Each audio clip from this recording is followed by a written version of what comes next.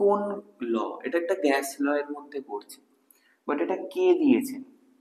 Charles Boyle's, Avogadro, Graham's? কে দিয়েছে এই লটা? এটা তোমরা কমেন্ট সেকশনে বলবে। তো আমরা ফিজিক্সের একটা কনসেপ্ট বললাম কি, এয়ার হাই প্রেশার থেকে লো প্রেশার রিজিয়নে ফ্লো করে, আর কেমিস্ট্রির একটা কনসেপ্ট বললাম যে pressure of air is inversely proportional to its volume.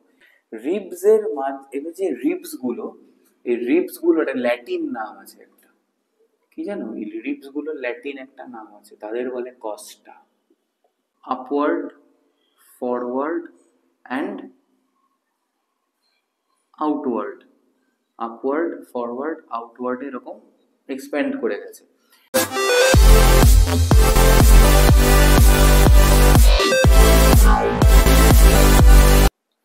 Hello students, welcome back to B2S academy. আমরা breathing and exchange of gases চ্যাপ্টারটা আলোচনা করছিলাম। আমাদের ফার্স্ট পার্টটা আগের ক্লাসে কমপ্লিট হয়েছে। আজকে আমরা মেকানিজম অফ ব্রিদিং আলোচনা করব, ঠিক আছে? যাকে আমরা পালমোনারি ভেন্টিলেশন বলি। ব্রিদিং এর আর একটা টার্ম, অ্যাকচুয়ালি ব্রিদিং এর টার্ম নয়, এই যে ইনহেলেশন অ্যান্ড এক্সহেলেশন, এই যে মেকানিজমটা, এর যে কিছু নিউরাল কন্ট্রোল আছে, এর যে কিছু কেমিক্যাল কন্ট্রোল আছে, এর যে কিছু মেকানিক্যাল কন্ট্রোল আছে, এবং itself the process of inhalation and exhalation equals to breathing, সেইটাকে আমরা পালমোনারি ভেন্টিলেশন বলি। তো before we move to what is pulmonary ventilation, how pulmonary ventilation occurs, তার আগে আমরা একটু ছোট্ট রিক্যাপ করে নেব।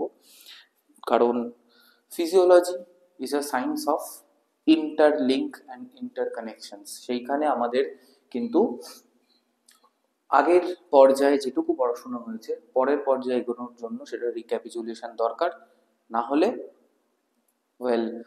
পরের পার্টটা বোঝা খুব মুশকিল হয়ে যায়। তো হালকা রিক্যাপ করছি যে breathing is nothing but the breathing in and breathing out of air. তো আমরা জেনারেলি এটাকে পালমোনারি ভেন্টিলেশন বলি, যেটা এক্ষুনি বললাম, and it is a part of the respiration process. রেসপিরেশনের যে mechanical part of the respiration আছে, সেইটা হচ্ছে আমাদের ব্রিদিং। আর respiration itself is an active energy dependent process, যেখানে এনার্জি তৈরি হয়, সেলের মধ্যে হয়, মাইটোকন্ড্রিয়ার মধ্যে হয় জেনারেলি, এটিপি প্রোডাকশনের সাথে সংযুক্ত। আর breathing is like inhalation is an active process, সেখানে এনার্জি লাগে, কনজিউমড হয় energy. Exhalation is a passive process, সেখানে এনার্জি লাগে না। আর আরেকটাও কথা তোমাদের বলেছিলাম যে ব্রিদিং ইটসেলফ মানে পালমোনারি ভেন্টিলেশনে কোনো রকম কিন্তু এনার্জি তৈরি হয় না, এনার্জি কিন্তু কনজিউমড হয়, কিন্তু তৈরি হয় না। বিভিন্ন অ্যানিমালসের বিভিন্ন রেসপিরেটরি অর্গানস নিয়ে আমরা আলোচনা করেছিলাম, রেসপিরেটরি সারফেস নিয়ে আলোচনা করেছিলাম। যেমন অ্যামিবার কোনো রেসপিরেটরি অর্গান নেই, ওদের গোটা সেলটাই হচ্ছে রেসপিরেটরি সারফেস, বা বলতে পারো দ্য প্লাজমা মেমব্রেন, তাই ওদের রেসপিরেটরি সারফেস। প্ল্যানেরিয়ার কোনো রেসপিরেটরি অর্গান নেই, ওদের the body wall is the respiratory surface. Similarly এভাবে আমরা দেখেছিলাম যে ইন অ্যামফিবিয়ান্স, সেখানে আমরা দেখেছিলাম যে রেসপিরেটরি অর্গানস আছে, গিল আছে, লাংস আছে। রেসপিরেটরি সারফেস, সেখানে গিল ফিলামেন্টস অ্যান্ড অ্যালভিওলাই। আমরা দেখেছিলাম যে কিছু ইনসেক্টসদের মধ্যে রেসপিরেটরি অর্গান হচ্ছে ট্র্যাকিয়া, আর রেসপিরেটরি সারফেস হচ্ছে যে ট্র্যাকিয়াল যে মেমব্রেনটা আছে সেইটা, এরকম দেখেছিলাম আমরা। ওকে, স্পাইরাকেলস দিয়ে কানেক্টেড থাকে ট্র্যাকিয়াগুলো, যে ওপেনিংসগুলো থাকে ট্র্যাকিয়ার, সেগুলোকে স্পাইরাকেলস বলে ইনসেক্টসদের জন্য। রেপটাইলস, বার্ডস অ্যান্ড ম্যামলসদের সবারই রেসপিরেটরি অর্গান হচ্ছে লাংস, এরা পালমোনারি রেসপিরেশন করে, এদের রেসপিরেটরি সারফেস হচ্ছে alveoli. And in fish there are gills as respiratory organs and gill plates are the respiratory surface. এছাড়াও আমরা দেখেছিলাম যে আমরা ফ্যারিঞ্জিয়াল রেসপিরেশন দেখেছিলাম বা বাক্কাল রেসপিরেশন দেখেছিলাম, যেখানে কিনা এয়ারকে এনগালফ করছে এবং বাক্কাল ক্যাভিটি বা ফ্যারিংসের মধ্যে মিউকাস মেমব্রেনটা কি করছে, এয়ারকে অ্যাবজর্ব করছে, এয়ারকে অ্যাবজর্ব করে আবার সেখান থেকে অক্সিজেন নিয়ে নিচ্ছে, কার্বন ডাইঅক্সাইডকে এক্সচেঞ্জ করছে। রাইট? এগুলো আমরা দেখেছিলাম। আমরা জেনারেলি যাদের অ্যালভিওলাই আছে, রেসপিরেটরি সার্ফেস আছে, আমরা কি করি, পালমোনারি রেসপিরেশন করি। এছাড়াও বাক্কাল আছে, অরোফেরিঞ্জিয়াল আছে, সাবকিউটেনিয়াস আছে, কিউটেনিয়াস আছে, যারা স্কিন দিয়ে রেসপায়ার করে, লাইক অ্যাম্ফিবিয়ান্স এর cutaneous respiration and so on. আমরা এটাও দেখেছিলাম যে আমাদের রেসপিরেটরি সিস্টেমে দুটো পার্ট আছে, একটা হচ্ছে কন্ডাক্টিং পার্ট, যেটা কিনা nostrils, nasal passage, pharynx, trachea, bronchiole, trachea, bronchi, bronchiole, ঠিক আছে। আর আমরা দেখেছিলাম যে রেসপিরেটরি একটা রিজিয়ন আছে যেটা কিনা অ্যালভিওলাই অ্যান্ড ব্লাড ক্যাপিলারিজ। তো আজকে আমরা generally mechanism of pulmonary ventilation নিয়ে আলোচনা করব। কিভাবে আমরা ব্রিথ ইন করতে পারি, কিভাবে আমরা ব্রিথ আউট করতে পারি।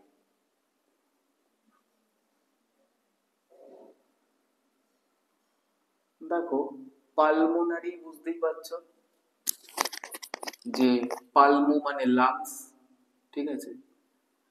আর ভেন্টিলেশন, ভেন্টিলেশনটা আমরা সাধারণত হসপিটালের সাথেই ইউজ করে থাকি, এবং এটা মারাত্মক কিছু আমরা ভাবি যে, মানে মারাত্মক কিছু তো বটেই, খুব ভয়ের জিনিস ভেন্টিলেশনে আছে and staff like that, but what is ventilation এটা একটু বুঝতে হবে।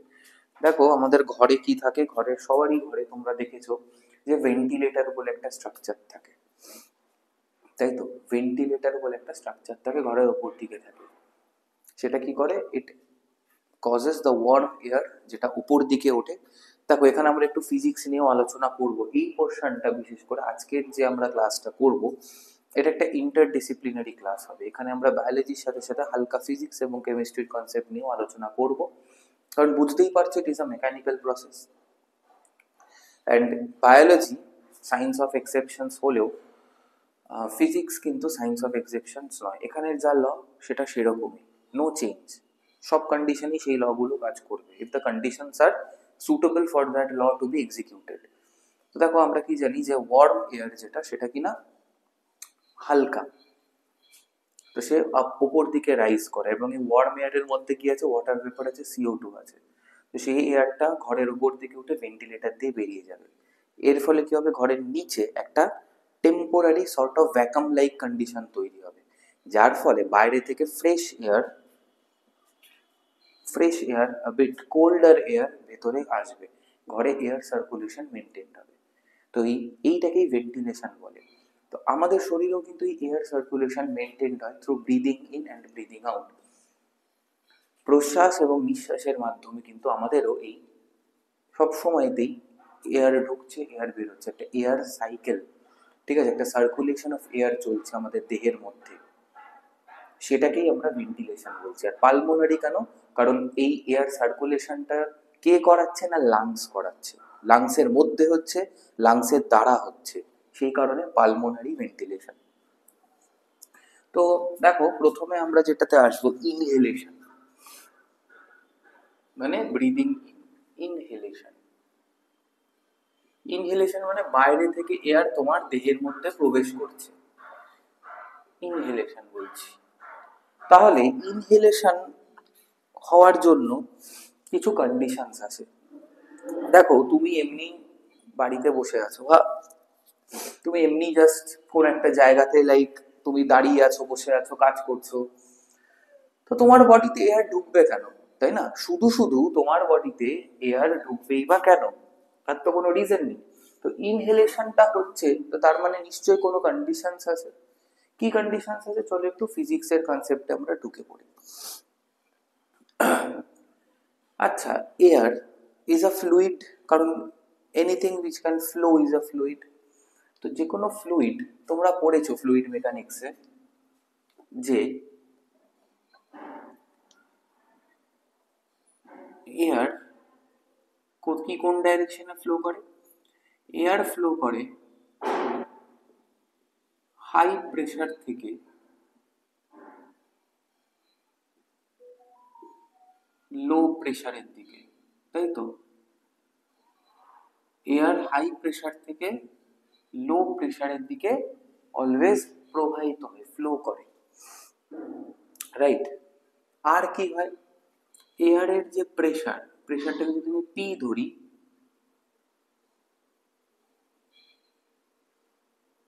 এটা inversely proportional to the volume, তাই তো, P inversely proportional to the volume. তোমরা কমেন্ট সেকশনে বলবে এইটা কোন ল, এটা একটা গ্যাস ল এর মধ্যে পড়ছে, বাট এটা কে দিয়েছেন? চার্লস বয়েলস, অ্যাভোগাড্রো, গ্রাহামস, কে দিয়েছে এই লটা? এটা তোমরা কমেন্ট সেকশনে বলবে। তো আমরা ফিজিক্সের একটা কনসেপ্ট বললাম কি, এয়ার হাই প্রেশার থেকে লো প্রেশার রিজিয়নে ফ্লো করে, আর কেমিস্ট্রির একটা কনসেপ্ট বললাম যে pressure of air is inversely proportional to its volume. এটার মানে কি? এটার মানে হচ্ছে ভলিউম যত কমবে প্রেশার তত বাড়বে, অ্যান্ড ভাইস ভার্সা। প্রেশার যত কমবে ভলিউম তত বাড়বে, বা ইনভার্সলি বলতে পারো ভলিউম বাড়লে প্রেশার কমবে, ভলিউম কমলে প্রেশার বাড়বে, একে ইনভার্স রিলেশন বলে। তো এইটা হতে গেলে আমাদের ইনহেলেশনের ক্ষেত্রে কিভাবে এটা আমরা অ্যাপ্লাই করবো, যে দেখো when we are breathing in, এই যে when we are breathing in, আগের দিনও বলেছি we should breathe in through our nose। কেন? সেটাও তোমাদের প্রিভিয়াস ক্লাসে আছে, কমেন্ট সেকশনে অবশ্যই কমেন্ট করে বলবে why should we breathe through our nose। তো দেখো এখানে দুটো কন্ডিশন আমাদের কিন্তু স্যাটিসফাই করতে হবে। এক, আমাদের ব্রিথ ইন করার জন্য বা বাইরে থেকে, এটা যদি চলো আউটসাইড হয় আর এটা যদি লাংস হয়, তাহলে বুঝতেই পারছো যে লাংয়ের মধ্যে এয়ারটাকে লো প্রেসারে থাকতে হবে আর বাইরের এয়ারটাকে হাই প্রেসারে থাকতে হবে। হ্যাঁ, এবার বাইরের এয়ারটা হাই প্রেসারে থাকবে কি থাকবে না তুমি কি করে বুঝবে? তোমায় বুঝতে হবে না, তোমার শুধু এইটুকু জানলেই হবে যে তোমার লাংসের ভেতরে প্রেসারটা বাইরের এয়ারের তুলনায় কম আছে, মানে তোমার লাংয়ের মধ্যে যে এয়ার প্রেসারটা সেটা তোমার বাইরের যে এয়ার প্রেসার তার তুলনায় কম আছে। এবার এয়ার প্রেসার মানেটাকে একটু হালকা করে বলি। দেখো এয়ার প্রেসার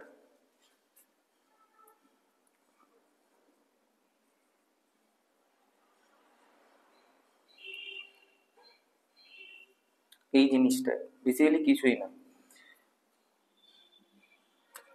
ধরো এইটা তোমার লাংয়ের ওয়াল, ঠিক আছে, এইগুলো এয়ার মলিকিউলস, এইগুলো এয়ার মলিকিউলস।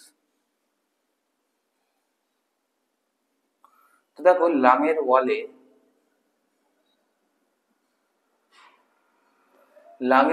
এই এয়ার মলিকিউল কি তোমার লাংয়ের মধ্যে ফ্লো করছে, ঠিক আছে, কেউ এই ডিরেকশনে যাচ্ছে, কেউ এই ডিরেকশনে যাচ্ছে, কেউ এই ডিরেকশনে যাচ্ছে, কেউ এই ডিরেকশনে যাচ্ছে, এন্ড সো অন। এরা বিভিন্ন ডিরেকশনে ফ্লো করছে। তো বিভিন্ন ডিরেকশনে ফ্লো করার সময় কি হচ্ছে, এটা তোমার লাংয়ের ওয়ালে ধাক্কা মারছে। ধাক্কা মারছে কি মানে কি? ফোর্স এক্সার্ট করছে, force, F Newton force excerpt করছে। এবার কোথায় এক্সার্ট করছে? তোমার লাংয়ের পার ইউনিট এরিয়াতে যে ফোর্সটা এয়ার মলিকিউলের এক্সার্ট করছে সেটাই হচ্ছে তোমার লাংয়ের মধ্যে এয়ার প্রেসার, ঠিক আছে। এবং এই এয়ার প্রেসারটা ইনহেলেশনের সময় should be lower than the pressure of air outside the body, ঠিক আছে। তো এটা গেল ফার্স্ট ক্রাইটেরিয়া। এবার তুমি এয়ার প্রেসারটা লাংয়ের মধ্যে কমাবে কি করে?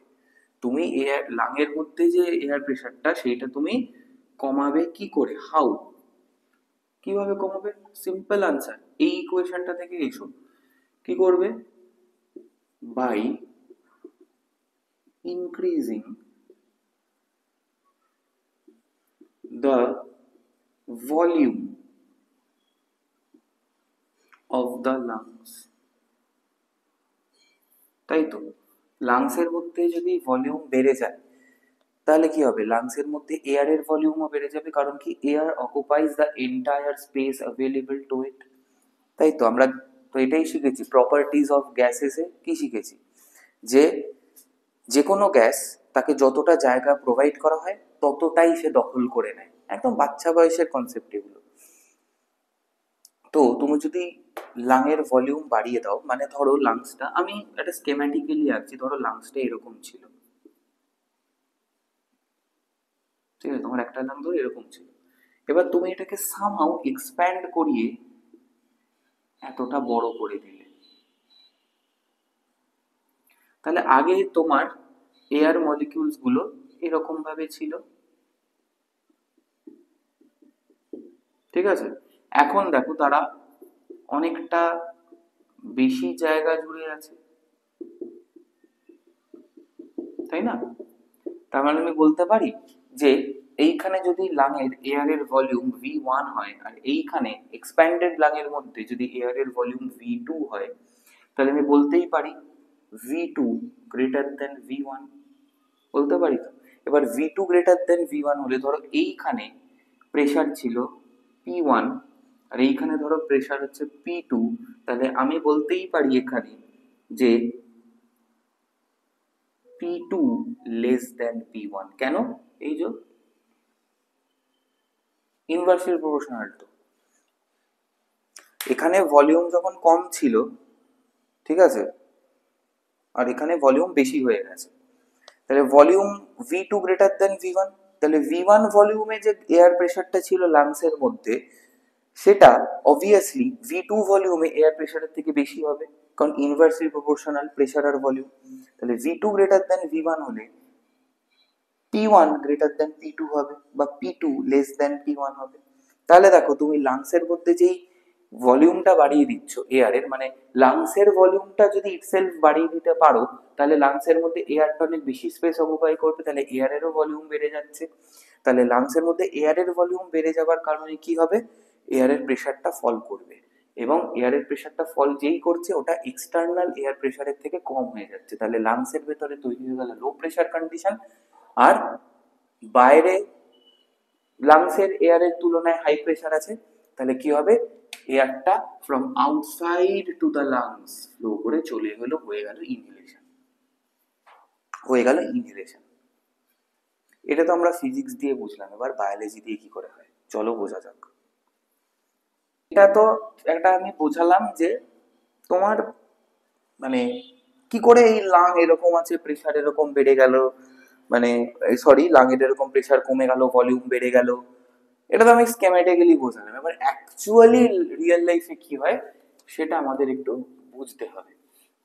দেখো লাংস তোমরা ছোটবেলায় পড়েছো, যখন তোমরা ক্লাস 10 বোর্ড দিয়েছো, মাধ্যমিক দিয়েছো, বা ধরো বোর্ড এক্সাম দিয়েছো, সিবিএসসি হোক আইসিএসসি হোক যাই হোক না কেন দিয়েছো, তো তখন তোমাদের এই চ্যাপ্টার গুলো কিন্তু ছিল হিউম্যান ফিজিওলজিতে, breathing and exchange of gases, respiratory system, এই সমস্ত নামে ছিল। সেখানে তোমরা পড়েছো যে lungs are inflatable sac like structures. Inflatable মানে কি? তার ভলিউমটা বাড়ানো কমানো যায়। দেখো এই ভলিউমটা বাড়ানো কমানোর জন্য যে স্ট্রাকচারটা রেসপন্সিবল, তো ভলিউম অফ লাংসের বাড়ানো কমানোর জন্য দুটো স্ট্রাকচার রেসপন্সিবল। কারা কারা? নাম্বার 1 ইন্টারকস্টাল মাসেলস, একদম। নাম্বার 2 তোমাদের পরিচিত ডায়াফ্রাম।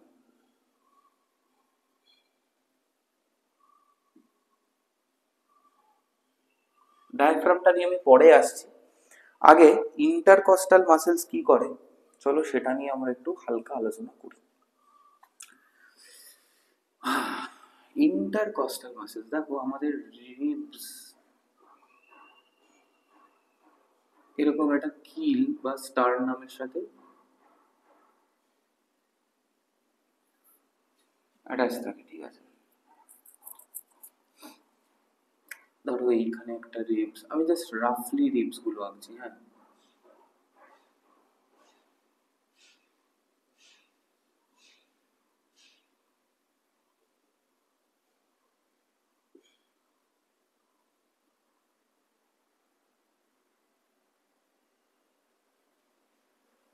সবগুলো আঁকছি না, জাস্ট তোমাদের বোঝানোর জন্যই।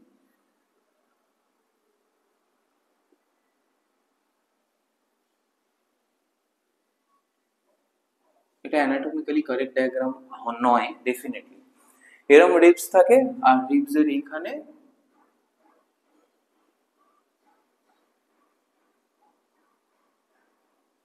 এরকম লাংস থাকে। ঠিক আছে, এখানে কি ঢুকছে, ব্রঙ্কাইস ঢুকছে। ঠিক আছে, ব্রঙ্কাই, একটা ব্রঙ্কাই ঢুকছে, লাংস আছে।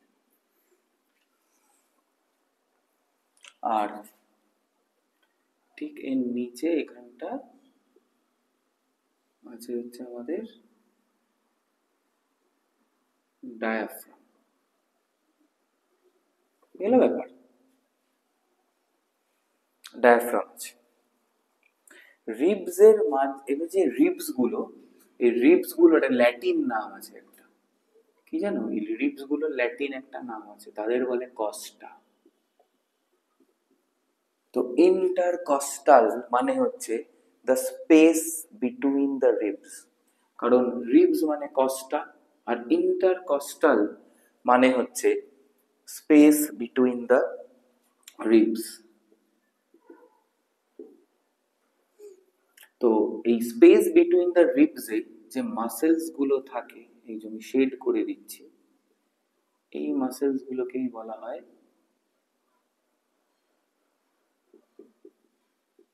Intercostal muscles. ক্লিয়ার?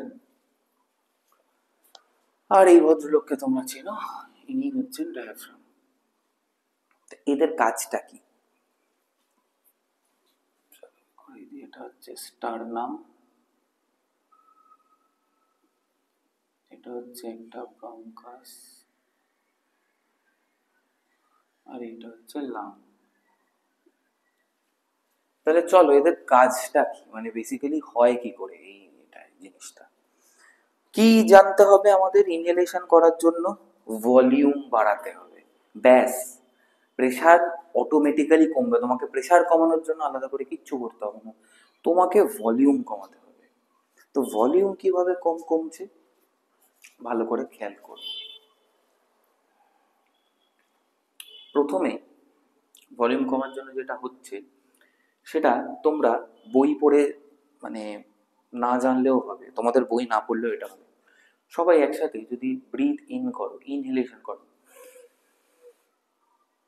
করলে ইনহেলেশন, নিজের থোরাসিক ক্যাভিটি বা চেস্টের মুভমেন্টটা অবজার্ভ করো। মুভমেন্টটা যদি অবজার্ভ করো তাহলে দেখবে আমাদের থোরাসিক ক্যাভিটির দু রকমের মানে তিন রকমের মুভমেন্ট হয়, যাকে আমরা বলতে পারি ইউএফও। ইউএফও মুভমেন্ট হয়। ইউএফও মানে এলিয়ান নয় কিন্তু, মানে ওই উড়ে এসে তোমাকে গুলি করছে ওপর থেকে, ওসব নয়।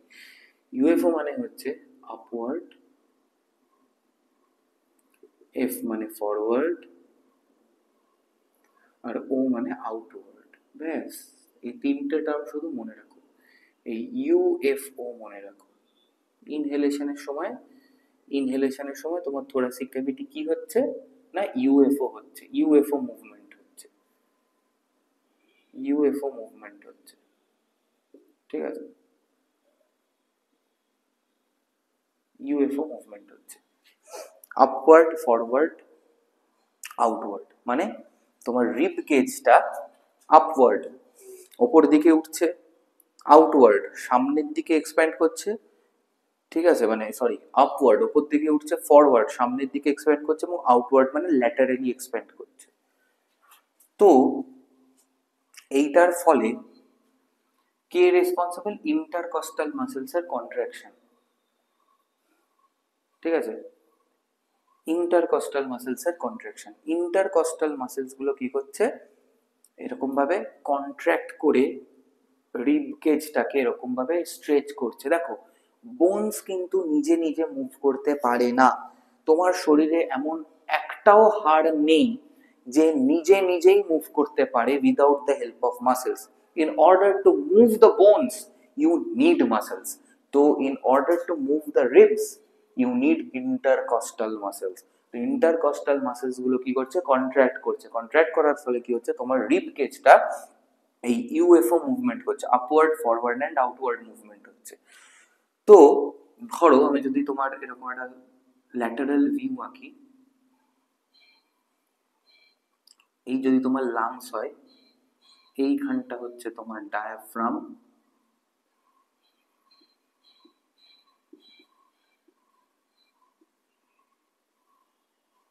এইখানটা হচ্ছে তোমার ডায়াফ্রাম। এবার রিব কেজটা কি হয়েছে এরকম upward, forward and outward, upward forward outward এরকম এক্সপ্যান্ড করে গেছে। তো এক্সপ্যান্ড করার ফলে কি হয়েছে, তোমার লাংসের এই যে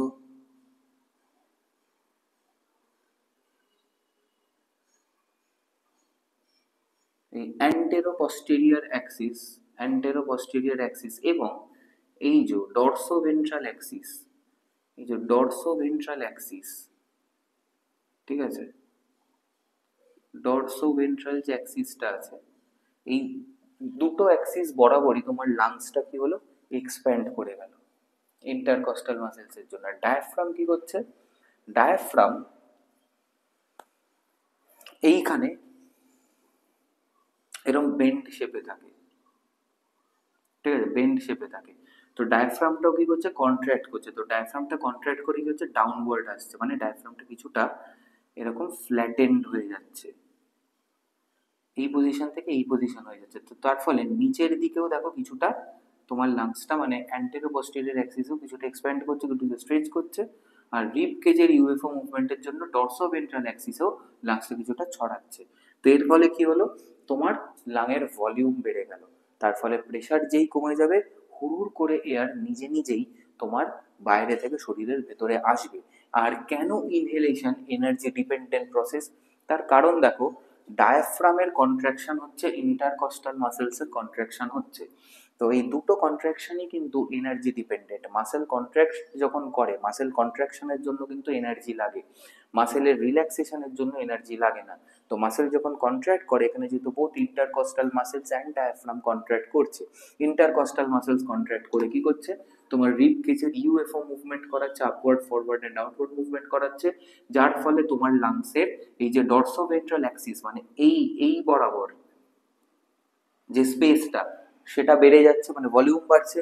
আর তোমার ডায়াফ্রাম জেনারেলি বেন্ড অবস্থায় থাকে, রিল্যাক্স কন্ডিশনে, ডায়াফ্রামও কন্ট্রাক্ট করে কি হচ্ছে, এরকম ফ্ল্যাটেন্ড একটা স্ট্রাকচার তৈরি করছে, মানে একটা ফ্ল্যাটেন্ড ওরিয়েন্টেশন নিচ্ছে। তো এই ফ্ল্যাটেন্ড ওরিয়েন্টেশন নেওয়ার ফলে কি হচ্ছে, অ্যান্টেরো পস্টেরিয়র অ্যাক্সিস বরাবর লাংসটা কিছুটা এক্সপ্যান্ড করছে, কিছুটা স্ট্রেচ হওয়ার সুযোগ পাচ্ছে, যার ফলে কি হচ্ছে, অ্যান্টেরিও পস্টেরিয়র অ্যাক্সিস বরাবরও কিন্তু লাংয়ের ভলিউম বেড়ে গেল। তাহলে দেখো, ডরসোভেন্ট্রাল অ্যাক্সিসও ভলিউম বাড়লো, অ্যান্টেরো পস্টেরিয়র অ্যাক্সিসও ভলিউম বাড়লো। তো ওভারঅল লাংয়ের ভলিউম বেড়ে গেল, মানে ওভারঅল লাংয়ের ভেতর যত এয়ার ছিল তার ভলিউমও বেড়ে গেল। তো এয়ারের ভলিউম যেই বাড়লো, লাংয়ের ভেতরে এয়ার প্রেশার ফল করলো। তো যেই লাংয়ের ভেতরে এয়ার প্রেশার ফল করলো, কম্প্যারেটিভলি তখন বাইরের এয়ার প্রেশার অটোমেটিক্যালি লাংয়ের এয়ার প্রেশারের থেকে বেশি হয়ে গেল।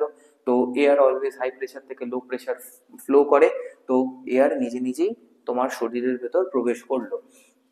তো এই দুটো কন্ট্রাকশনের জন্য, এই দু রকম মাসেল কন্ট্রাকশন হচ্ছে বলেই ইনহেলেশন কিন্তু একটা অ্যাক্টিভ প্রসেস, যেটা গত ক্লাসে তোমাদের আমি বলেছিলাম, অ্যাক্টিভ প্রসেস। এই গেল ইনহেলেশনের গল্প। আই হোপ ইনহেলেশন তোমাদের কাছে ক্লিয়ার হয়েছে।